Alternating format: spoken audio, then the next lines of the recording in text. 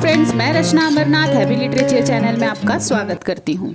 So friends, in this video I'm going to talk about Ivor Armstrong Richard and also will discuss his two important contribution, principle of literary criticism and practical criticism. So this is one of the important topic in new literary criticism. So let's start. First let us understand what new criticism is all about. तो इस concept को new criticism को पहले मैं एकदम short में समझाती हूँ.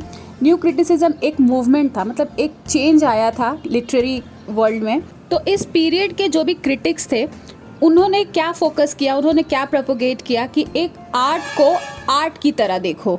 जब कोई भी किसी लिटरेरी टेक्स्ट को पढ़े तो सिर्फ टेक्स्ट पर फोकस करे, ना कि ऑथर के बैकग्राउंड पर या फिर ऑथर के इंटेंशंस पर. जो एक नॉर्मल ट्रेडिशन है कोई भी लिटरेरी टेक्स्ट पढ़ने का, तो पहले हमें ऑथर के बारे में पढ़ना पड़ता है, उनके इंटेंशंस के बारे में पढ़ना पड़ता है, उनके बैकग्राउंड के बारे में पढ़ना पड़ता है, ताकि हम उसके लिखे हुए टेक्स्ट को समझ पाए. तो यही न्यू इरा के जो क्रिटिक्स थे वो क्या कह रहे थे कि लिटरेचर को पढ़ने के लिए, मतलब लिटरेरी टेक्स्ट को पढ़ने के लिए ऑथर के बैकग्राउंड को जानना ज़रूरी नहीं है, सिर्फ हमें क्लोज रीडिंग की ज़रूरत है ताकि हम टेक्स्ट को टेक्स्ट से ही समझें.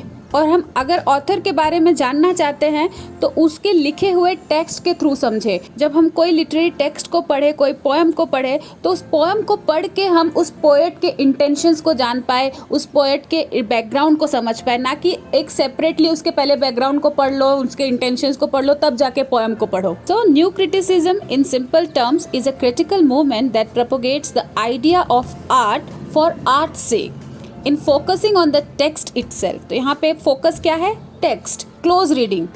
New critic intentionally ignore the author, reader and the social context. Now let's see the notes. Ivor Armstrong Richards, English critic, poet and teacher who was highly influential in developing a new way of reading poetry that led to the new criticism. So Richard played important role in developing new way of reading. And what is that new way? Close reading of poetry without taking any reference of poet's background as well as his intention. His work contributed to the foundations of the new criticism, a formalist movement. Now what is formalist movement? Formalist का क्या मतलब हुआ? Formalism क्या होता है? Study of text without taking into account any outside influence. तो अभी outside influence क्या है? वही author का background या फिर authors के intentions, ये सब चीज़ों को consider नहीं करना है, सिर्फ text को consider करना है. तो उसको क्या कहते हैं? Formalism.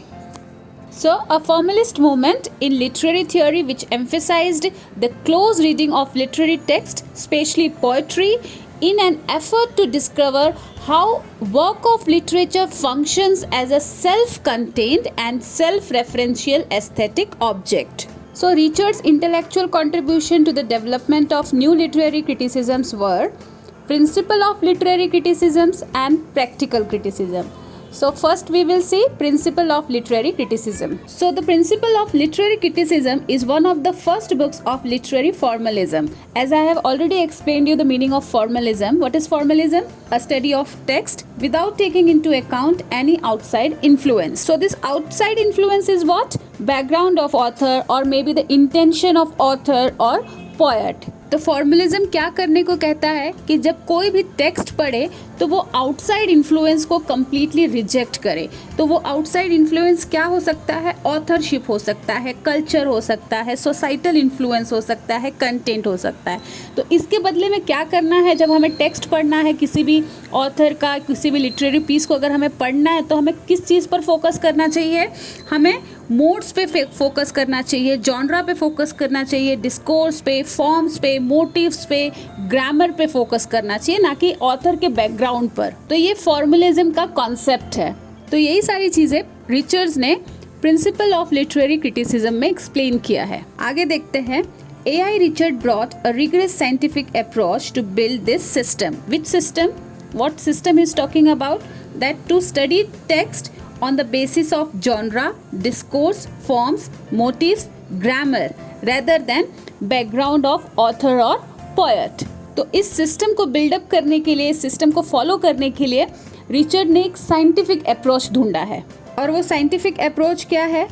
रीडर्स की साइकोलॉजी को समझना. साइकोलॉजी क्या है? Scientific study of human mind and behaviour. He thought that the literature is all about experience of the reader and the way that the reader reacts to the text is explained through psychology. तो यही psychology क्या है? Scientific approach जो Richard ने choose किया है ताकि वो समझ सके कि एक रीडर कैसे टेक्स्ट को समझता है, उस पर रिएक्ट कैसे करता है। Richard says science is our mechanism of uncovering the world for our use of it, whereas literature is our mechanism for finding our place in the world. So we need both. तो friends, I hope अब तक का concept आपको समझ में आ गया हो और प्रैक्टिकल क्रिटिसिज्म को हम इस वीडियो के नेक्स्ट पार्ट में डिस्कस करेंगे। अगर आपको ये वीडियो अच्छा लगा है तो प्लीज़ इसे लाइक करना ना भूलिए, साथ ही साथ चैनल को भी सब्सक्राइब कर लीजिए। तो मिलते हैं मेरे नेक्स्ट वीडियो में, तब तक के लिए आप अपना ख्याल रखिए। बाय।